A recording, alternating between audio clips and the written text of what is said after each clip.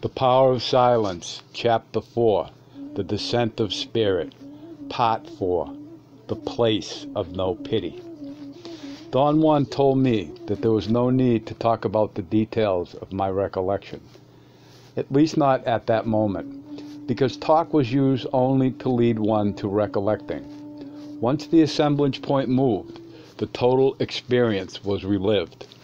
He also told me the best way to assure a complete recollection was to walk around.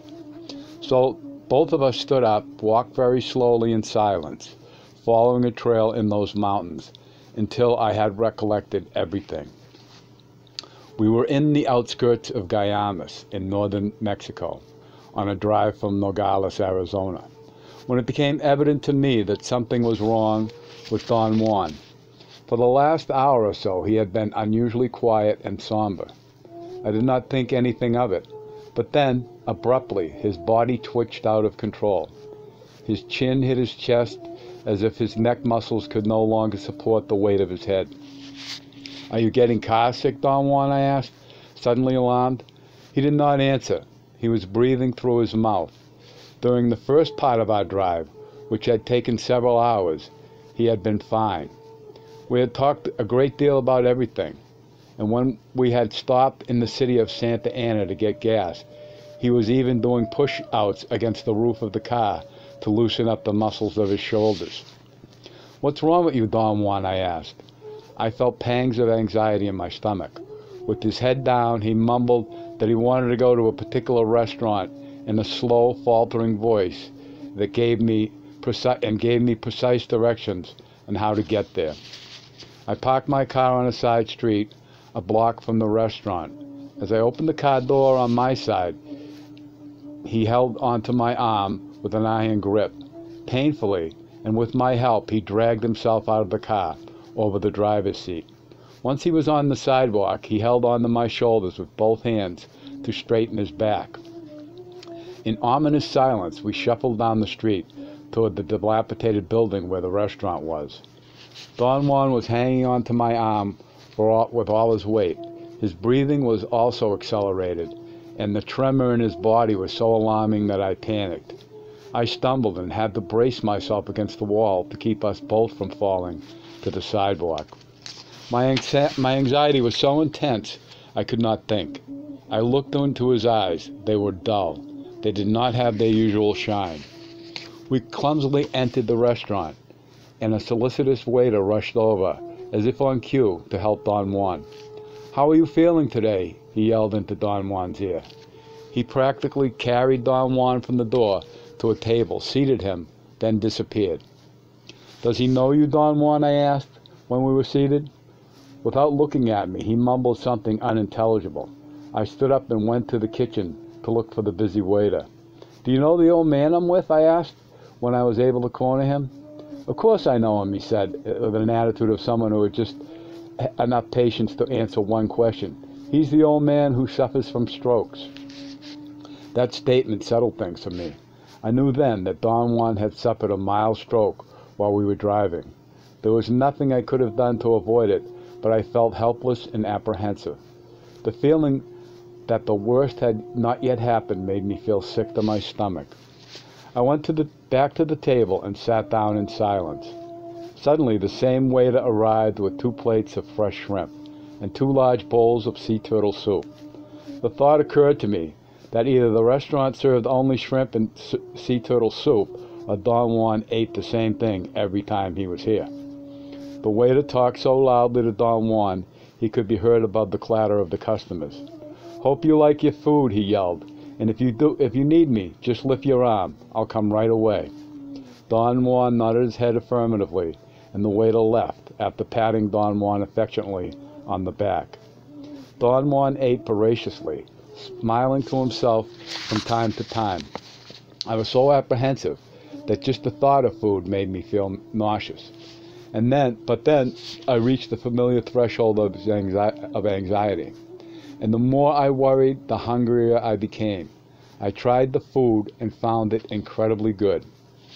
I felt somewhat better after having eaten, but the situation had not changed. nor had my anxiety diminished. When Don Juan was through eating, he shot his arm straight above his head. In a moment, the waiter came over and handed me the bill. I paid him and helped Don Juan stand up. He guided me by the arm out of the restaurant. The waiter even helped him out to the street and said goodbye to him effusively. We walked back to the car in the same laborious way, Don Juan leaning heavily on my arm, panting and stopping to catch his breath every few steps. The waiter stood in the doorway as if to make sure I was not going to let Don Juan fall. Don Juan took 2 or 3 full minutes to climb into the car. "Tell me what I can do for you, Don Juan," I pleaded. "Turn the car around," he ordered in a faltering, barely audible voice. "I want to go to the other side of town, to the store. They know me there too. They are my friends." I told him I had no idea what store he was talking about. He mumbled incoherently and had a tantrum. He stamped on the floor of the car with both feet. He pouted and actually drooled on his shirt. Then he seemed to have an instant of lucidity. I got extremely nervous watching him struggle to arrange his thoughts. He finally succeeded in telling me how to get to the store. My discomfort was at its peak. I was afraid that the stroke Don Juan had suffered was more serious than I thought. I wanted to be rid of him, to take him to his family or his friends, but I did not know who they were, and I did not know what else to do. I made a U-turn and drove to the store, which he had said was on the other side of town. I wondered about going back to the restaurant to ask the waiter if he knew Don Juan's family. I hoped someone in the store might know him. The more I thought about my predicament, the sorrier I felt for myself. Don Juan was finished. I had a terrible sense of loss, of doom. I was going to miss him, but my sense of loss was offset by my feeling of annoyance at being saddled with him at his worst. I drove around for almost an hour, looking for the store. I could not find it. Don Juan admitted that he might have made a mistake, that the store might be in a different town. But then I was completely exhausted and had no idea what to do next. In my normal state of awareness, I always had the strange feeling that I knew more about him than my reason told me. Now, under the pressure of his mental deterioration, I was certain, without knowing why, that his friends were waiting for him somewhere in Mexico, although I did not know where. My exhaustion was more than physical. It was a combination of worry and guilt. It worried me that I was stuck with a feeble old man who might, for all I knew, be mortally ill, and I felt guilty for being so disloyal to him. I parked my car near the waterfront. It took nearly 10 minutes for Don Juan to get out of the car. We walked toward the ocean, but as we got closer, Don Juan shied away like a mule and refused to go on. He mumbled that the water of Guaymas Bay scared him. He turned around and led me to the main square, a dusty plaza without even benches. Don Juan sat down on the curb. A street cleaning truck went by, rotating its steel brushes, but no water was squirting into them. A cloud of dust made me cough. I was so disturbed by my situation that the thought of leaving him sitting there crossed my mind. I felt embarrassed at having had such a thought and patted Don Juan's back. "You must make an effort and tell me where I can take you," I said softly. "Where do you want me to go?" "I want you to go to hell," he replied in a cracked, raspy voice. Hearing him speak to me like this, I had the suspicion that Don Juan might not have suffered a stroke, but some other crippling brain condition that had made him lose his mind and become violent. Suddenly he stood up and walked away from me. I noticed how frail he looked. He had aged in a matter of hours. His natural vigor was gone, and what I saw before me was a terribly old, weak man. I rushed to lend him a hand. A wave of immense pity enveloped me. I saw myself old and weak, barely able to walk. It was intolerable. I was close to weeping, not for Don Juan, but for myself. I held his arm and made him a silent promise that I would look after him no matter what. I was lost in a reverie of self-pity when I felt the numbing force of a slap across my face. Before I recovered from the surprise, Don Juan slapped me again across the back of my neck. He was standing facing me, shivering with rage. His mouth was half open and shook uncontrollably. "Who are you?" he yelled in a strained voice. He turned to a group of onlookers who had immediately gathered. "I don't know who this man is," he said to them. "Help me. I'm a lonely old Indian. He's a foreigner." Screw that one. "And he wants to kill me. They do that to helpless old people. Kill them for pleasure." There was a murmur of disapproval. Various young husky men looked at me menacingly. "What are you doing?" Don Juan asked in a loud voice. I wanted to reassure the crowd that I was with him. "I don't know you," Don Juan shouted. "Leave me alone." He turned to the crowd and asked them to help him. He wanted them to restrain me until the police came. "Hold him," he insisted, "and someone, please call the police. They'll know what to do with this man." I had the strange image of a Mexican jail. No one would know where I was. The idea that months would go by before someone noticed my disappearance made me react with vicious speed. I kicked the first young man who came close to me, then took off at a panicked run. I knew I was running for my life.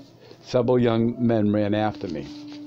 As I raced toward the main street, I realized that in a small city like Guaymas, there were policemen all over the place patrolling on foot. There were none in sight, and before I ran into one, I entered the first store in my path. I pretended to be looking for curios. The young men running after me went by noisily. I conceived a quick plan, to buy as many things as I could. I was counting on being taken for a tourist by the people in the store. Then I was going to ask someone to help me carry the packages to my car. It took me quite a while to select what I wanted. I paid a young man in the store to help me carry my packages. But as I got closer to my car, I saw Don Juan standing by it, still surrounded by people. He was talking to a policeman who was taking notes. It was useless. My plan had failed. There was no way to get to my car. I instructed the young man to leave my packages on the sidewalk. I told him a friend of mine was going to drive by presently and take me to my hotel. He left, and I remained hidden behind the packages I was holding in front of my face, out of sight of Don Juan and the people around him. I saw the policeman examining my California license plates, and that completely convinced me I was done for. The accusations of the crazy old man was too grave, and the fact that I had run away would have only reinforced my guilt in the eyes of any policeman. Besides, I would not have put it past the policeman to ignore the truth, just to arrest the foreigner. I stood in the doorway for perhaps an hour. The policeman left, but the crowd remained around Don Juan, who was shouting and agitatedly moving his arms. I was too far away to hear what he was saying, but I could imagine the gist of his fast, nervous shouting. I was in desperate need of another plan. I considered checking into a hotel and waiting there for a couple of days before venturing out to get my car. I thought of going back to the store and having them call a taxi. I had never had to hire a taxi in Guaymas, and I had no idea if there were any. But my main plan died instantly with the realization that if the police were fairly competent and had taken Don Juan seriously, they would check the hotels. Perhaps the policeman had left Don Juan in order to do just that. Another alternative that crossed my mind was to get to the bus station and catch a bus to any town along the international border, or to take any bus leaving Guaymas in any direction. I abandoned that idea immediately. I was sure Don Juan had given my name to the policeman, and the police had probably already alerted the bus companies. My mind plunged into a blind panic.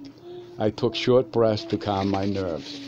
I noticed then that the crowd around Don Juan was beginning to disperse. The policeman returned with a colleague, and the two of them moved away, walking slowly toward the end of the street. It was at that point that I felt a sudden, uncontrollable urge.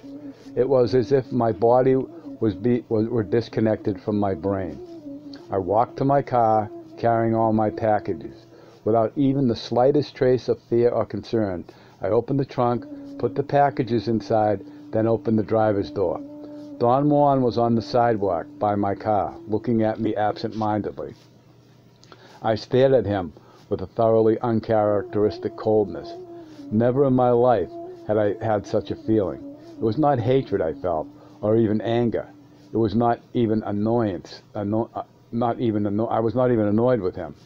What I felt was not resignation or patience either, and it was certainly not kindness. Rather, it was a cold indifference, a frightening lack of pity. At that instant, I could not have cared less what happened to Don Juan or myself. Don Juan shook his upper body the way a dog shakes itself dry after a swim. And then, as if all it had only been a bad dream, he was again the man I knew. He quickly turned his jacket inside out. It was a reversible jacket, beige on one side and black on the other. Now he was wearing a black jacket. He threw his straw hat inside the car and carefully combed his hair. He pulled his shirt collar over the jacket collar, instantly making himself look younger. Without saying a word, he helped me put the rest of the packages in the car. When the two policemen ran back to us, blowing their whistles, drawn by the noise of the car doors opening and closing, Don Juan very nimbly rushed to meet them. He listened to them attentively and assured them that they had nothing to worry about. He explained that they must have encountered his father, a feeble old Indian who suffered from brain damage. As he talked to them, he opened and closed the car doors, as if checking the locks. He moved the packages from the trunk to the back seat. His agility and youthful strength were the opposite of the old man's movements of a few minutes ago. I knew that he was acting for the benefit of the policemen who had seen him before. If I had been that man, there would have been no doubt in my mind that I was now seeing the son of an old brain-damaged Indian. Don Juan gave them the name of the restaurant where they knew his father, and then bribed them shamelessly. I did not bother to say anything to the policeman. There was something that made me feel hard, cold, efficient, and silent. We got in the car without a word. The policemen did not attempt to ask me anything. They seemed too tired to even try. We drove away. "What kind of act did you pull out there, Don Juan?" I asked, and the coldness in my tone surprised me. "It was the first lesson in ruthlessness," he said. He remarked that on our way to Guaymas, he had warned me about the impending lesson on ruthlessness. I confessed that I had not paid attention because I thought that we were just making conversation to break the monotony of driving. "I never just make conversation," he said sternly. "You should know that by now. What I did this afternoon was to create a proper situation for you to move your assemblage point to the precise spot where pity disappears. That spot is known as the place of no pity. The problem that sorcerers have to solve," he went on, "is that the place of no pity has to be reached with only minimal help. The Nagal sets the scene, but it is the apprentice who makes the assemblage point move. Today, you did just that. I helped you perhaps by being a bit overdramatic, by moving my own assemblage point to a specific position that made me into a feeble and unpredictable old man. I was not just acting old and feeble, I was old." The mischievous glint in his eyes told me that he was enjoying the moment. "It was not absolutely necessary that I do that," he went on. "I could have directed you to move your assemblage point without the hard tactics, but I could not help myself. Since this event will never be repeated, I wanted to know whether or not I could act, in some measure, like my own benefactor. Believe me, I surprised myself as much as I must have surprised you." I felt incredibly at ease. I had no problem with accepting what he was saying to me, and no questions, because I understood everything without needing him to explain. He then said something which I already knew, but could not verbalize, because I would not have been able to find the appropriate words to describe it. He said that everything sorcerers did was done as a consequence of a movement of their assemblage points, and that such movements were ruled by the amount of energy sorcerers had at their command. I mentioned to Don Juan that I knew all that and much more, and he commented that inside every human being was a gigantic, dark lake of silent knowledge, which each of us could intuit. He told me that I could intuit it perhaps with a bit more clarity than the average man because of my involvement in the warrior's path. He then said that sorcerers were the only beings on earth who deliberately went beyond the intuitive level by training themselves to do two transcendental things. First, to conceive the existence of the assemblage point, and second, to make that assemblage point move. He emphasized over and over that the most sophisticated knowledge sorcerers possessed was our potential as perceiving beings, and that the knowledge that the content of perception depended, and the knowledge that the content of perception depended on the position of our assemblage point. At that point, I began to experience a unique difficulty in concentrating on what he was saying, not because I was distracted or fatigued, but because my mind, on its own, had started to play the game of anticipating his words. It was as if an unknown part of me myself were inside me, trying unsuccessfully to find adequate words to voice a thought. As Don Juan spoke, I felt I could anticipate how he was going to express my own silent thoughts. I was thrilled to realize his choice of words were always better than mine could have been, but anticipating his words also diminished my concentration. I abruptly pulled over to the side of the road, and right there I had, for the first time in my life, a clear knowledge of a dualism in me. Two obviously separate parts were within my being. One was extremely old, at ease, indifferent. It was heavy, dark, and connected to everything else. It was the part of me that did not care, because it was equal to anything. I enjoyed things with no exception.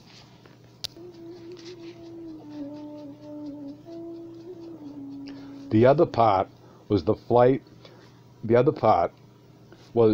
gotta skip this, yeah. Okay. The other part was the light, new, fluffy, agitated. It was nervous, fast. It cared about itself because it was insecure and did not enjoy anything, simply because it lacked the capacity to connect itself to anything. It was alone, on the surface, vulnerable. That was the part with which I looked at the world. I deliberately looked around with that part.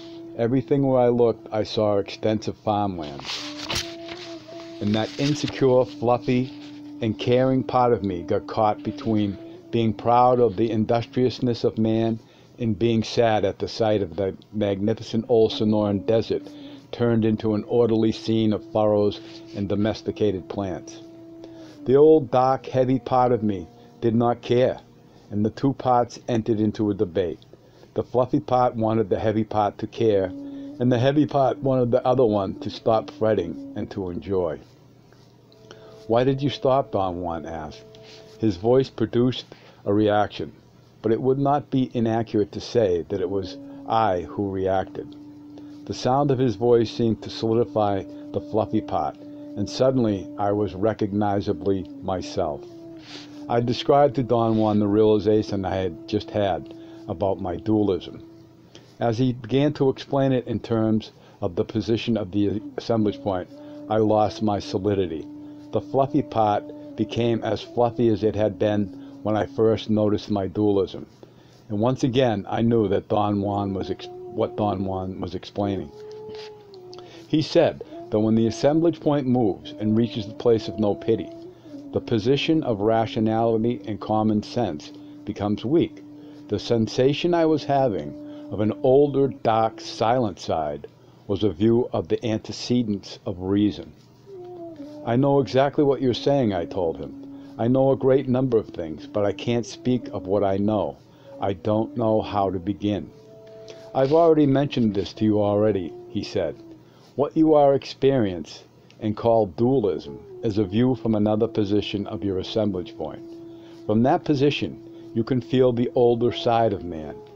And what the older side of man knows is called silent knowledge. It is a knowledge that you cannot yet voice." "Why not?" I asked. Because in order to voice it, it is necessary for you to have and use an inordinate amount of energy, he replied. And you don't have this time, and you don't have at this time that kind of energy to spare. Silent knowledge is something that all of us have, he went on. Something that has complete mastery, complete knowledge of everything. But it cannot think. Therefore, it cannot speak what it knows. Sorcerers believe that when man became aware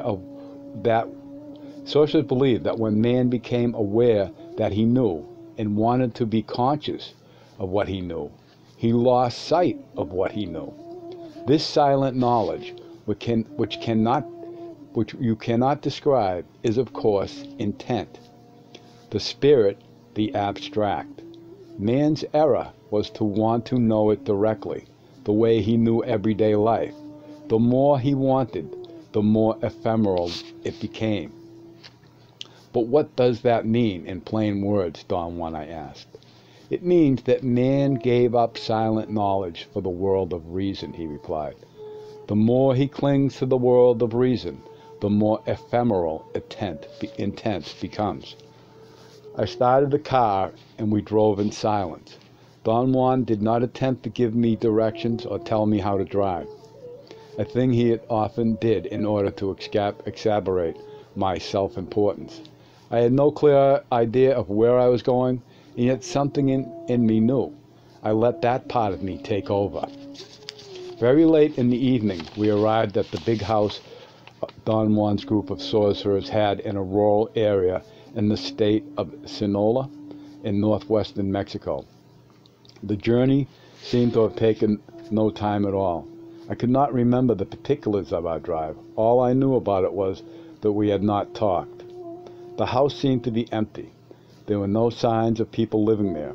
I knew, however, that Don Juan's friends were in the house. I could feel their presence without actually having seen them. Don Juan lit some kerosene lanterns, and we sat down at a sturdy table. It seemed that Don Juan was getting ready to eat. I was wondering what to say or to do when a woman entered noiselessly and put a large plate of food on the table. I was not prepared for her entrance, and when she stepped out of the darkness into the light, as if she had materialized out of nowhere, I gasped involuntarily. "Don't be scared, it's me, Carmela," she said, and disappeared, swallowed again by the darkness. I was left with my mouth open in mid-scream.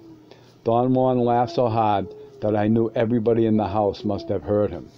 I half expected them to come, but no one appeared. I tried to eat, but I was not hungry.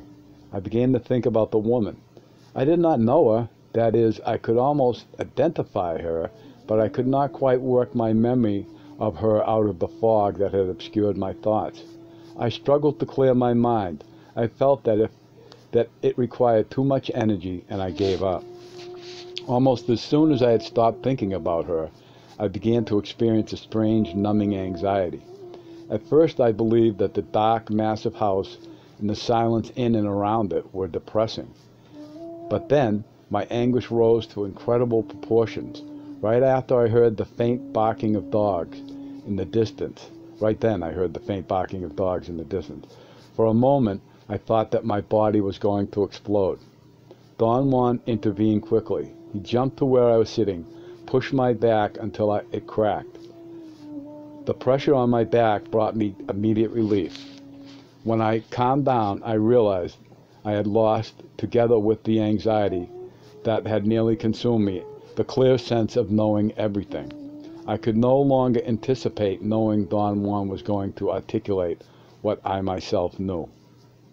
Don Juan then started a most peculiar explanation. First he said that the origin of the anxiety that had overtaken me with the speed of a wildfire was the sudden movement of my assemblage point, caused by Carmela's sudden appearance, and by my unavoidable effort to move my assemblage point to the place where I would be able to identify her completely. He advised me to get used to the idea of recurrent attacks of the same type of anxiety, because my assemblage point was going to keep on moving. Any movement of the assemblage point is like dying, he said. Everything in us gets disconnected, then reconnected again to a source of much greater power. That amplification of energy is felt as a killing anxiety. What am I to do when this happens, I asked. Nothing, he said. Just wait. The outburst of energy will pass. What's dangerous is not knowing what is happening to you. Once you know, there is no real danger. Then he talked about ancient man. He said that ancient man knew, in the most direct fashion, what to do and how best to do it. But because he performed so well, he started to develop a sense of selfness, which gave him the feeling that he could predict the plan and the actions he was used to performing. And thus the idea of individual self appeared, and individual self which began to dictate the nature and scope of man's actions. As the feeling of the individual self became stronger, man lost his natural connection to silent knowledge. Modern man, being heir to that development, therefore finds himself so hopelessly removed from the source of everything that all he can do is express his despair in violent and cynical acts of self-destruction. Don Juan asserted that the reason for man's cynicism and despair is the bit of silent knowledge left in him, which does two things. One, it gives man an inkling of his ancient connection to the source of everything. And two, it makes man feel that without this connection, he has no hope of peace, of satisfaction, of attainment. I thought I had caught Don Juan in a contradiction. I pointed out to him that he had once told me that war was the natural state of a warrior, that peace was an anomaly. That's right, he admitted. But war for a warrior doesn't mean acts of individual or collective stupidity or wanton violence. War for a warrior is the total struggle against the individual self that has deprived the man of his power. Don Juan said then that it was time for us to talk further about ruthlessness, the most basic premise of sorcery. He explained that sorcerers had discovered that any movement of the assemblage point meant a movement away from the excessive concern with that individual self, which was the mark of modern man. He went on to say that sorcerers believed that it was the position of the assemblage point which made modern man a homicidal egotist, a being totally involved with his self-image. Having lost hope of ever returning to the source of everything, man sought solace in his selfness. And in doing so, he succeeded in fixing his assemblage point in the exact same position to perpetuate his self-image. It was therefore safe to say that any movement of the assemblage point away from its customary position resulted in a movement away from man's self-reflection and its co-commitment self-importance. Don Juan described self-importance as a force generated by man's self-image. He reiterated that it is that force which keeps the assemblage point fixed where it is at the present. For this reason, the thrust of the warrior's ways is to dethrone self-importance. And everything sorcerers do is toward accomplishing this goal. He explained that sorcerers had unmasked self-importance and found that it is self-pity masquerading as something else. It doesn't sound possible, but that is what it is, he said. Self-pity is the real enemy and the source of man's misery. Without a degree of self-pity for himself, man could not afford to be as self-important as he is. However, once the force of self-importance is engaged, it develops its own momentum, and it is this seemingly independent nature of self-importance which gives its fake sense of worth. His explanation, which I would find incomprehensible under normal conditions, seemed thoroughly cognate to me, But because of the duality in me, which still pertained, it appeared a bit simplistic. Don Juan seemed to have aimed his thoughts and words at a specific target, and I, in my normal state of awareness, was that target. He continued his explanation, saying that sorcerers are absolutely convinced that by moving our assemblage points away from their customary position, we achieve a state of being which could only be called ruthlessness. Sorcerers knew, by means of practical actions, that as soon as their assemblage points move, their self-importance crumbles. Without the customary position of their assemblage points, their self-image can no longer be sustained, and without the heavy focus on that self-image, they lose their self-compassion, and with it, their self-importance. Sorcerers are right, therefore, in saying that self-importance is merely self-pity in disguise. He then took my experience of the afternoon and went through it step by step.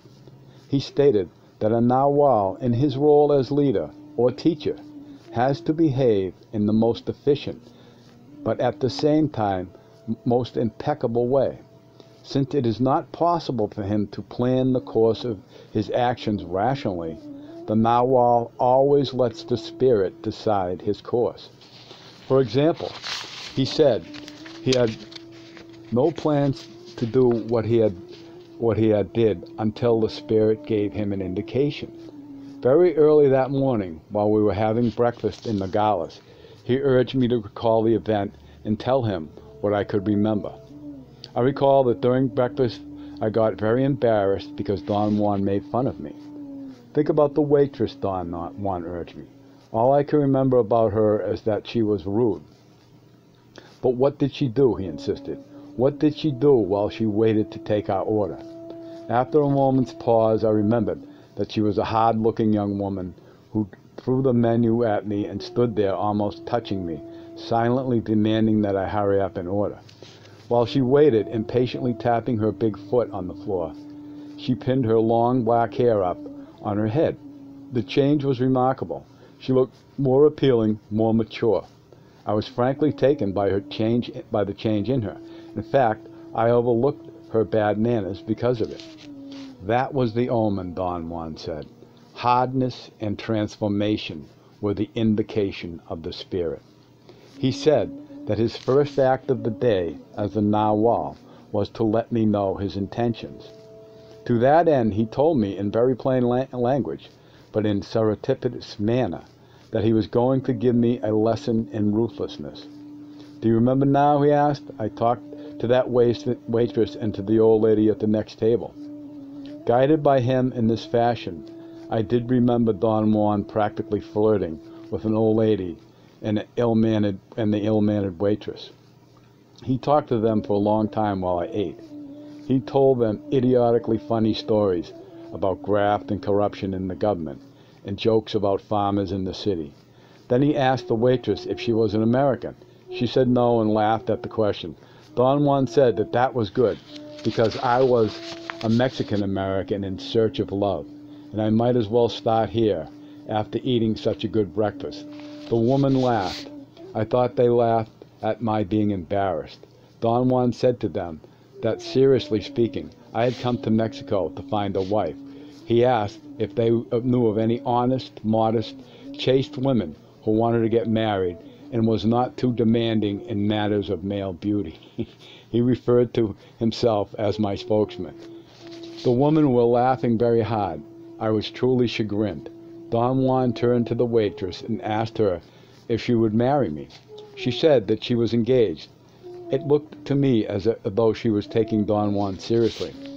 Why don't you let me speak for myself, the old lady? Why don't you let him speak for himself, the old lady asked Don Juan. Because he has a speech impediment, he said. He stutters horribly. The waitress said I had been perfectly normal when I ordered food. Oh, you're so observant, Don Juan said. Only when he orders food can he speak like anyone else. I told him time and time again that if he wants to learn to speak normally, he has to be ruthless. I brought him here to give him some lessons in ruthlessness. Poor man, the old woman said. Well, we better get going if we're going to find love for him today, Don Juan said as he stood to leave. You're serious about this marriage business, the young waitress said to Don Juan. You bet, he replied. I'm going to help him get what he needs so he can cross the border and go to the place of no pity. I thought Don Juan was calling either marriage or the USA the place of no pity. I laughed at the metaphor and stuttered horribly for a moment, which scared the women half to death and made Don Juan laugh hysterically. It was imperative that I state my purpose to you then, Don Juan said, continuing his explanation. I did, and it bypassed you completely, as it should have. He said that from the moment the spirit manifested itself, every step was carried to its satisfactory completion with absolute ease. My assemblage point reached the place of no pity, when, under the stress of his transformation, it was forced to abandon its customary place of self-reflection. The position of self-reflection, Don Juan went on, forces the assemblage point to assemble a world of sham compassion, but of very real cruelty and self-centeredness. In that world, the only real feelings are those convenient for the one who feels them. For a sorcerer, ruthlessness is not cruelty. Ruthlessness is the opposite of self-pity, of self-importance. Ruthlessness is sobriety.